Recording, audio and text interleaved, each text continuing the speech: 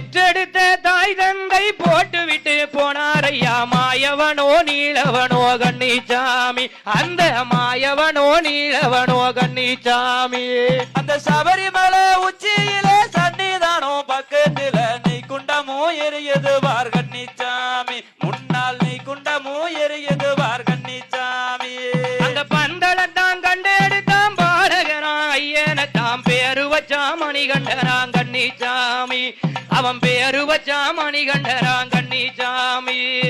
சபரிமலை உச்சியிலே சன்னிதானம் பக்கத்துல நெய் குண்டமோ எரியது வார் கன்னிச்சாமி முன்னால் நெய் குண்டமோ எரியது வார் கன்னிச்சாமி